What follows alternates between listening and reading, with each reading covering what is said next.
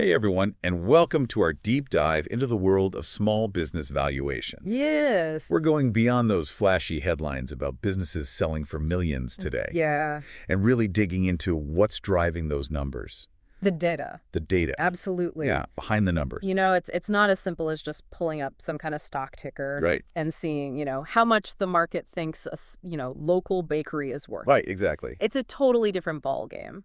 So how do we even begin to approach valuations for those Main Street businesses, those smaller businesses That's a great question. that are really the backbone of our communities? Yeah, with larger publicly traded companies, we often turn to EBITDA, Okay. which stands for earnings before interest, taxes, depreciation, and amortization. Right. And it gives us a good sense of the company's operating profitability. Okay, that makes sense for a big corporation. Yeah. But what about, the local bakery or the family-owned hardware store? Right, that's where SDE comes in. Okay. Seller discretionary earnings. Okay. And this metric is specifically designed to capture the true earning power Got it. of a small business where the owner is very often the business. So it's taking into account the owner's sort of unique role in that business. Precisely. SDE factors in things like owner compensation perks, even some personal expenses Oh, interesting. that might be running through the business, and it paints a much clearer picture Okay, of how much cash flow a new owner could expect. got it. So if I'm out there thinking about buying a small business, SDE is really what I should be looking Well, at. absolutely. It's the most accurate reflection of earning potential in those cases. Perfect. Okay, so we've got our metrics straight. Yes. Now let's dive into some real-world data Let's do it. and see how these valuation multiples are actually playing out in different industries. I love it. We've got some fascinating insights from the DealStats Value Index, Yes. covering everything from Q1 2019 to Q4 2024. Fascinating stuff. But we've got a lot of ground to cover. First up, we have Exhibit 1A, which shows the median selling price divided by EBITDA over time. Okay. And wow, it has been a roller coaster. It has been a ride. Yeah, a real roller coaster ride. Yeah, we see a peak of 4.8x in Q2 2024, Okay. followed by a little bit of a dip. Right, And this is where understanding the broader context becomes super important. right, Are we talking about a buyer's market or a seller's market? right, What's happening with interest rates? What's investor confidence looking like? right. So even though we're seeing this overall upward trend, it's not necessarily smooth sailing for everybody. No, not at all. And I guess that's what makes this data so valuable, right? Exactly. Because if you're thinking about buying a business, knowing these historical trends Yes. can help you spot a good deal. For sure. Or if you're as the seller's seller, timing can make a big difference to that final sale price. Absolutely. Okay, so EBITDA multiples are bouncing around. Okay. Let's take a look at Exhibit 1B, which focuses on net sales multiples. They're also up in Q4 2024, but the trend is telling a bit of a different story. Yes. What do you see there? So with net sales multiples, what's important to remember is they're less influenced by the internal operations of a Right. business, Interesting. unlike EBITDA, which factors in those expenses. Got it. So a rising net sales multiple could indicate that we're seeing overall sector growth, Okay. even if individual companies are not profitable yet. So it's more about that future potential Right. of the market Yep. than the current profitability Yes. of businesses within it. That's a great way to put it. I see the distinction. So EBITDA gives us a sense of profitability. Yeah. Net sales hints at future potential. Yes. Now let's bring Exhibit 2 into the mix. Okay. This is EBITDA margins. Okay. And these have also been on a bit of a wild ride. They have. We see an upward trend since Q1 2022, peaking at a pretty healthy 18%, Yeah. and then a little dip in Q4 2024. Okay. What's the takeaway for our listeners? Well, higher margins usually mean that it's a healthier business. More attractive to buyers. Makes sense. They're operating efficiently, they're keeping costs under control. Right. But if you're seeing margins spiking suddenly, Yeah. it's worth digging deeper. Okay. Is it sustainable growth or is something else at play? Right. Maybe they've cut costs in a way that's going to hurt them in the long run. So we need to look beyond the surface Yes. and really understand the story behind the numbers. Absolutely. It's like being a detective. Yes. Okay, now get ready for this. We're going sector specific. Oh, here we go.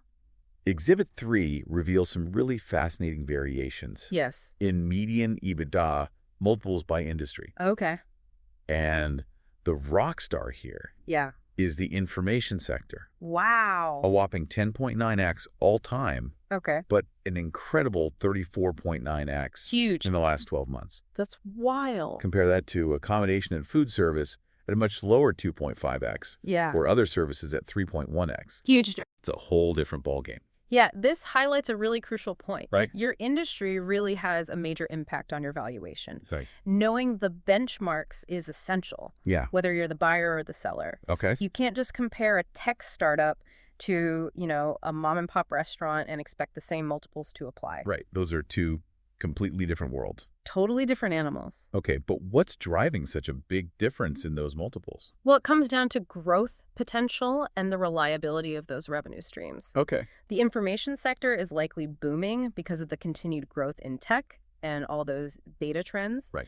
There's just a hunger for innovation out there, and investors are willing to pay a premium Okay. for a piece of that action. So it's all about betting on the future. In a way, yes, investors are anticipating massive growth in these sectors. Okay. And they're willing to pay a premium for those companies that are well-positioned Got it. to capitalize on that.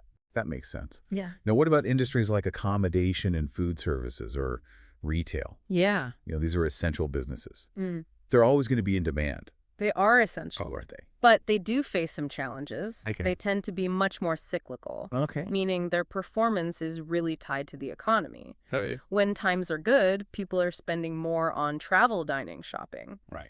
But when things slow down, Yeah. these are often the sectors that feel it first. So their revenue streams are just less predictable, Exactly. making them a bit of a riskier investment. Yeah, investors are naturally wary of businesses that are vulnerable Sure. to economic downturns or shifts in consumer behavior. Makes sense. And they also face a lot of competition, Right. which can impact profit margins Well- and make it harder to really stand out from the crowd. Okay, so we've seen how industry dynamics can create these huge swings Yeah. in valuations. But let's add another layer of complexity here. Okay, let's do The it. type of buyer and seller. All right. Are we talking about public companies or private companies? Yeah, that's a big one. Because as we'll see in Exhibits 4A and 4B, that distinction can make a big difference. It really can. Public companies, they operate under a different set of rules. They Yeah. often face more scrutiny from investors and from regulators. Right. Their valuations can be more volatile, Okay. influenced by market sentiment, news cycles, all of that. So a public company might fetch a different price depending on whether the buyer is another public company or, say, a private equity firm. You got it. And the same goes for private businesses. The buyer's profile Right. can really impact that final valuation. This is fascinating stuff. Yeah. It's amazing how much complexity there is beneath the surface of these valuations. It really is. We've covered a lot of ground already, but there's still so much more to explore. We'll be back in a flash to continue our deep dive, so don't go anywhere. Looking forward to it. Welcome back to our deep dive into small business valuations. Before the break, we were just starting to unpack the differences in how public and private companies approach these transactions. Right. It's not just about the industry. It's about who's buying and who's selling. Exactly. So let's break down those differences a little bit more. Yeah. What makes public companies tick when it comes to valuations? Well, public companies, especially those listed on major exchanges, are under immense pressure to deliver shareholder value. Right. And that pressure can really influence their decisions. It's all about those earnings reports. Yeah, they're constantly thinking about those quarterly earnings, how the market's going to react. Yeah. It often means they're playing a bit of a shorter game, Okay. prioritizing acquisitions that boost their immediate earnings Got it. or align with some strategic initiative that they've announced to the public. Makes sense. And they also have to be incredibly transparent with their Right. financials, Yeah. which can sometimes limit their flexibility in negotiations. Right. It's like they're always under a microscope. They are. So how does that contrast with private buyers? Yeah. Like those private equity firms we hear so much about. Private buyers often have a lot more freedom Okay. to operate behind the scenes. Okay. They might have a longer-term investment horizon, Right. thinking 5-10 years out. Okay. And they're often much more willing to take on risk Yeah. if it means the potential for higher returns down the road. So they're not as worried about those short-term market fluctuations. Not as much. Okay. They can also be more creative Right. with deal structures and financing options, Okay. which can be a big advantage in certain situations. This is really making me realize just how much strategy is involved in both buying and selling a business. It's a game. Yeah. Mm. It's not just about the numbers. It's about finding the right fit, Right. the right partner. Yes. So what advice would you give to a small business owner who's thinking about selling? That's a great question. I'd say it's crucial to understand the motivations and preferences of those different buyer types. Okay. A private buyer might be willing to pay a premium for a business Okay. with strong growth potential, Okay. even if it's not currently profitable. So a private equity firm might see value where a public company wouldn't. Exactly. Go. They might also be more interested in a business Okay. that has specialized expertise or a really loyal customer base, Okay. even though it's not a household name. Right. Right. Okay, that's super helpful to know. Yeah. So we've talked about these different valuation multiples, but at the end of the day, what really makes one business more valuable than another in the eyes of a buyer? Is it just about the numbers? Well, the numbers definitely matter. Right. We've seen how profitability, revenue growth, industry benchmarks Right. can all impact valuations. Right. But let's not underestimate the power of the intangibles. Intangibles, things that you can't just plug into a spreadsheet. It's exactly. Things like brand reputation, customer loyalty, a strong management team, proprietary technology, a unique competitive advantage. Right. These are assets that don't always show up on the financial statements, Right. but they can absolutely make or break a deal. So it's like the secret sauce that makes a business stand out.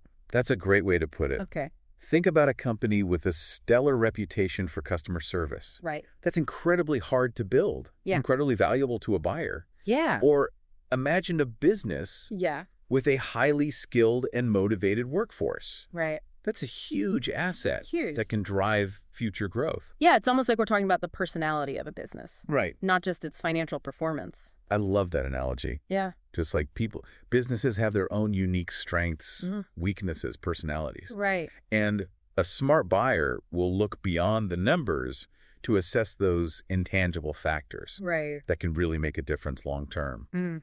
That raises a really interesting question for me. How do you even begin to evaluate those intangibles? Yeah. It's not exactly an exact science, is it? You're right. It's more of an art than a science. Okay. It requires a mix of due diligence, Okay. industry knowledge, Okay. good old-fashioned intuition. Right. You have to talk to customers, employees, industry experts. You have to dig into the company's history, Right. its culture, its competitive landscape. It sounds like you need to be a bit of a detective. You do. Yeah, to uncover those hidden gems. That's it. Yeah. And the more you understand those intangible assets, Right. the better equipped you'll be to assess the true value of a business Right. beyond just those numbers on a balance sheet. Okay. Earlier, you mentioned that we need to pay close attention to the source and quality of the data we're using, especially with small business transactions. Yes. I think now would be a great time to dive into that a little deeper. We're absolutely right. Yes. Let's revisit the concept of SDE, or seller discretionary earnings, Yeah. which is a metric that's commonly used in smaller business valuations. Right. Remember, it's designed to capture the true earning power of a business where the owner is often heavily involved in the day-to-day operations. So it's going beyond just that traditional net income figure to try and capture all those nuances of how a small business operates. Exactly. Yeah. It considers things like owner compensation, which might be inflated or deflated Okay. based on how involved the owner is, Okay. or personal expenses that might be running through the business, Right. like a company car or health insurance premiums. Got it.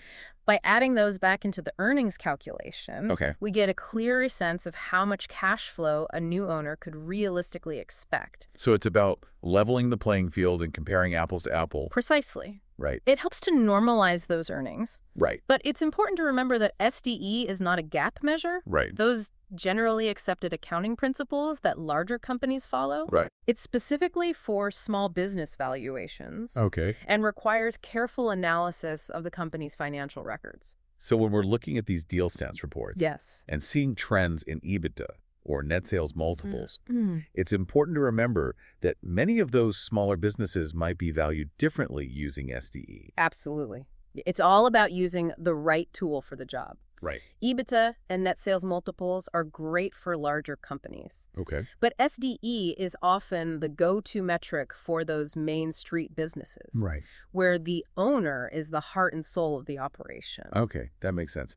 So if our listeners are thinking about buying or selling a small business, finding a valuation professional who understands the nuances of SDE is key. Absolutely. Don't rely on those online calculators or generic tools. Right. They can be really misleading. Yeah, Engage with experts who can provide personalized guidance and make sure you're using the right data and methodologies. great advice. Yeah. Now let's shift gears a bit and talk about something that's been fascinating me throughout this deep dive. The huge variation in valuations across different industries. Yes. Remember how we saw in Exhibit 3 that the information sector was commanding those sky-high multiples, while sectors like accommodation and food services are much lower? Yeah, that was eye-opening. What's at the heart of those big discrepancies? It boils down to two main factors: growth potential and the predictability of those revenue streams. Okay. Investors are always chasing a good return, Right. and they're willing to pay a premium for businesses that are poised for rapid growth Okay. or operating in sectors with high barriers to entry. So the information sector is hot right now because of that continued boom in technology and data. Exactly. Investors are betting on those companies that are developing cutting-edge solutions. They're looking at artificial intelligence, cloud computing, cybersecurity, all those trends that are shaping the digital world. Right. They're excited about the potential for disruption and innovation, Yeah, and they're willing to bet big on the companies leading the charge. that makes sense. But what about industries like accommodation and food services or retail trade? Yeah, I mean, these are essential businesses. they are. They're always going to be in demand. They are essential, but they do face some unique challenges. Okay. They tend to be much more cyclical, meaning their performance is tied to how the economy is doing. Right. When times are good, people spend more on travel, dining, shopping. Right. But when the economy slows down, Yeah. those sectors are often the first to feel the pinch. So their revenue streams are less predictable, Exactly. making them riskier investments. Yeah, investors are naturally wary of businesses that are vulnerable to those economic downturns or shifts in consumer behavior. Right. It makes sense. And they also often face a ton of competition, Right. which can impact profit margins and make it harder to stand out from the crowd. Okay.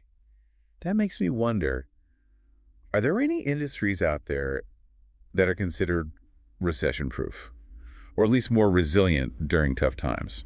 That's a great question. While no industry is completely immune to economic cycles, some sectors do tend to fare better during tough times. Okay. Like what? Healthcare is a classic example. Okay. People still need medical care, Right. regardless of the economic climate. Right. What about those businesses that provide really essential services like utilities or waste management? Those are also good examples. People always need access to electricity, water, garbage collection, Right. even when they're tightening their belts elsewhere. Okay. But even within these more stable sectors, Yeah. there can be variation depending on the specific niche. Okay. A luxury hotel, for instance, Yeah. might suffer more during recession than a budget-friendly motel. Okay. So it's not just about the industry, it's about how that specific business is positioned within its niche. Exactly. Investors are looking for businesses with a strong value proposition, a sustainable competitive advantage, and the ability to adapt to those ever-changing market conditions. Right. Those are the companies that are likely to command higher valuations, Makes sense. regardless of what's happening in the industry overall. This is also fascinating. Mm. It's amazing how many different factors can influence the value of a business. It's complex. We've talked about industry dynamics, growth, potential, the role of the owner, those essential versus non-essential services. Yeah. But what about the size and maturity of a business? Yeah, Does that come into play as well? it absolutely does. Generally speaking, larger, more mature businesses tend to command higher valuations Okay. compared to smaller, earlier stage companies. So a well-established company with a long track record will generally be seen as less risky than a startup. Exactly. They've proven their business model. Right. They've weathered a few economic storms, Right. making them more appealing to investors looking for stability. Got it. They also often have greater economies of scale, Oh. meaning they can operate more efficiently Right. and generate higher profit margins. What about brand recognition? Does that carry weight when it comes to valuations? It definitely can, Hmm. especially in those consumer-facing industries. A strong brand represents trust, familiarity, a certain level of quality in the minds of consumers. Right. Building that kind of brand takes time and effort, Yeah. so it's something that buyers are willing to pay a premium for. Okay. So if a small startup has a fantastic product but no brand recognition, they're probably going to be valued lower than a larger, more established competitor with a household name. That's generally the case, Uh, though there are always exceptions. Right. Sometimes a truly innovative startup with a groundbreaking product or service can buck that trend Okay. and command a high valuation even without a well-known brand. So investors are looking for that balance between a company's current performance and its future potential. Exactly. Valuing a business is not an exact science. Right. It requires a careful assessment of both the tangible and intangible, Right. taking into account financial performance, industry dynamics, growth prospects, competitive landscape. Right. It's a multifaceted process. It is. This has been so enlightening. Yeah. It's amazing how many different factors can influence the value of a business. We've talked about industry dynamics, growth potential, the role of the owner, those essential versus non-essential services. Yeah, But we haven't really touched on earnings manipulation. that's an important one. Yeah, we've all heard those stories of companies cooking the books Yeah. to make themselves look more attractive to investors. Right. How can potential buyers protect themselves from these shady tactics? You're right. Earnings manipulation is a serious concern, and it can have devastating consequences for both buyers and sellers. Right. So let's talk about how to spot those red flags. Okay, I'm all ears. What are the warning signs that buyers should be on the lookout for? Well, one common tactic is aggressively recognizing revenue, Okay. essentially booking sales before they've actually been earned or realized. Okay. Another trick is to capitalize expenses, Okay. treating them as assets instead of costs, Okay. which inflates earnings in the short term. So it's all about making the company look more profitable than it really is. That sounds pretty deceitful. Unfortunately, it can be.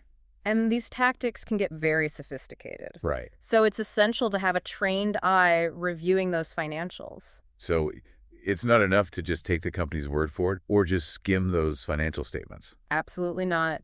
Don't be afraid to dig deeper. Right. Verify those numbers. Yeah. Engaging with experienced forensic accountants can be a lifesaver. Right. They can really scrutinize those records. Okay. Look for any inconsistencies or red flags. What are some of those red flags that might make those alarm bells go off?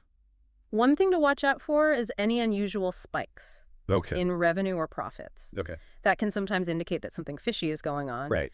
You also want to look for inconsistent accounting policies, Okay. as those can be a sign that someone is trying to manipulate the numbers. Got it. And of course, a lack of transparency from management is never a good sign. Right. So it's like a detective novel again. Yeah, We need to piece together those clues Yeah. and see if the story adds up. See if it makes sense. Okay, so we've talked about earnings manipulation, but let's circle back to those intangible assets we discussed earlier.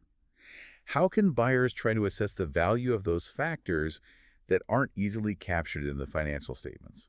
That's a great question. Valuing intangible assets can be challenging, but it's crucial Right. because they often represent a significant portion of a company's overall worth. Okay. One approach is to look at market comparables, Okay. seeing how other companies with similar intangible assets have been valued in recent transactions. It's a bit like looking at real estate comparables. Exactly. Right. To get a sense of what a house might be worth. Yeah. You're trying to understand what the market is willing to pay Right. for similar assets. Got it. But remember, intangible assets can be very specific to a company and its competitive landscape. Right. It's essential to adjust those comparables based on the unique characteristics of the business Got it. that you're evaluating. What are some other methods that can be used to try and value these intangible assets? Another approach is to use income-based methods, Okay. such as discounted cash flow analysis. Okay. This involves projecting the future cash flows that are attributable to the intangible asset Right. and then discounting those cash flows back to their present value. So you're trying to estimate how much income that intangible asset will generate in the future and then translating that into today's dollars. Exactly. It's a more complex and subjective approach, Right. but it can be helpful for assets that generate a clear and measurable stream of income, like patents or trademarks. Okay. What about brand reputation?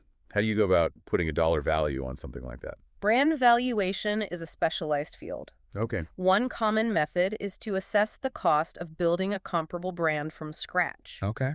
Another approach is to analyze the premium that consumers are willing to pay for products or services Okay. associated with that particular brand. So if people are willing to pay more for a product just because of the brand name, that brand has real value. Absolutely. It's called brand equity, that Okay. intangible value that a brand adds Yep. to a product or service. Okay. It's the difference between what people are willing to pay for a generic product versus a branded one. It's incredible how much value can be tied up in something as intangible as a brand name. It really is. A strong brand is a powerful competitive advantage Yeah. and something that investors are definitely willing to pay a premium for. Okay. So we've covered a lot of ground today, from the different valuation multiples to the importance of due diligence, to challenges of valuing intangibles, and even touched on those ethical considerations like earnings manipulation. We've been through a lot. But before we move on to our final thoughts, are there any other key takeaways that you think our listeners should keep in mind? Yeah, I think the biggest takeaway is that business valuations are not a one-size-fits-all proposition. Right. Every business is unique, Yeah. and its valuation should reflect its unique situation. Right. You can't just rely on those blanket formulas or generic averages. Exactly. It's not about finding some magic number. Yeah. It's about understanding the company's story, its strengths and weaknesses, its potential for growth, even its personality. Yeah, well said. Valuations require careful analysis, expert guidance, and a willingness to go beyond those surface-level numbers For sure. to understand the real value drivers of a business. Absolutely. We've looked at a lot of data from the DealStats Value Index today, but how should our listeners think about using this kind of data in their own decision-making? Data is an incredibly powerful tool, but it's just that a tool. Right. It needs to be interpreted in the context of the specific business being evaluated. Right. Don't blindly follow trends or rely on those industry averages. Okay. Use the data to guide your thinking, but don't let it dictate your decisions. So it's about using data as a starting point, Yes. a way to inform our analysis, Right. but not the be-all and end-all of our decision-making. Precisely. It's about blending those data-driven insights with your own judgment and expertise. Got it. Now, before we wrap up this deep dive, I want to leave our listeners with a final thought-provoking question. Okay. In a world that's becoming more and more reliant on data and analytics, Yes.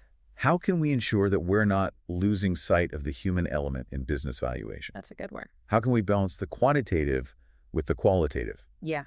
the objective with the subjective pile, to arrive at a truly fair and accurate assessment of a company's worth? That's such an important question. Businesses are built and run by people. Right. Behind every spreadsheet and data point, there are human stories. Stories of innovation, hard work, passion, resilience. It's crucial to remember that as we navigate this complex landscape, I wholeheartedly agree. While data and analytics are essential tools, they Right. can't capture the full essence of what makes a business thrive. right, As we make those big decisions, let's not forget the people behind the numbers. right, Let's embrace both the art and the science of valuations. Blending those data-driven insights with human judgment and empathy right. to arrive at outcomes that are fair and beneficial for all involved. That's a wonderful sentiment. Yeah. Thanks for joining us today for this deep dive into the world of business valuations. It's been a pleasure. We hope you've gained some valuable insights and maybe even a new appreciation for the intricate dance between data and human judgment in this fascinating field. Absolutely. But before we say goodbye, it's amazing how much we've unpacked about business valuations just by diving into these deal stats reports. We've gone from dissecting those different valuation multiples to understanding the unique role of the owner in a small business, from exploring the power of industry trends to grappling with the mystery of intangible assets. But there's one more critical piece of this puzzle that I think we need to explore: the role of the future in valuations. You're absolutely right. Valuations aren't just about looking backward at a company's track record. They're about making educated guesses about its future potential. We need to understand where the industry is headed, how the competitive landscape might change, and whether the business can adapt and thrive in the years to come. So it's almost like we need a crystal ball to peer into the future. But seriously, how can we even begin to predict what's going to happen in the business world, especially with technology changing so rapidly? You've hit on a key point. It's not an exact science, but there are frameworks and approaches we can use to make more informed predictions. One essential factor is understanding those broader macroeconomic trends. Are interest rates on the rise? What's happening with consumer confidence? Is inflation cooling down, or is it still red hot? All these factors can significantly impact business growth and profitability. So we need to be macro aware, keeping an eye on those big picture forces that can shape the business environment. Absolutely. But we also need to zoom in and analyze the specific industry that the business operates in. Is it a mature industry with lower growth? Or is it a dynamic, disruptive sector? Are there new technologies or innovations on the horizon that could change the game? It's like a game of chess. You need to be thinking several steps ahead and anticipating your opponent's next move. Exactly. You need to consider different scenarios. What if a new competitor emerges? What happens if consumer tastes change dramatically? Or what if there's a new regulation that impacts the entire industry? Being able to think through those possibilities is critical. This makes me realize just how much uncertainty there is in the business world. No matter how much data we crunch or how closely we analyze trends, there's always a chance that something unexpected could happen. That's very true, and that's why it's so crucial to build in a margin of safety when you're valuing a business. You need to account for those unforeseen events, those potential setbacks.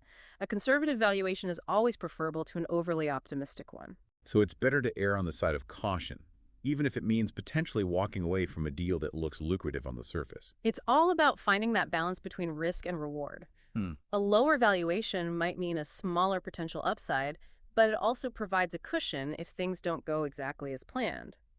It's about protecting yourself from those unexpected twists and turns that inevitably happen in the business world. This reminds me of the concept of intrinsic value versus market value. We've talked a lot about market value, what a buyer is willing to pay based on current conditions and expectations.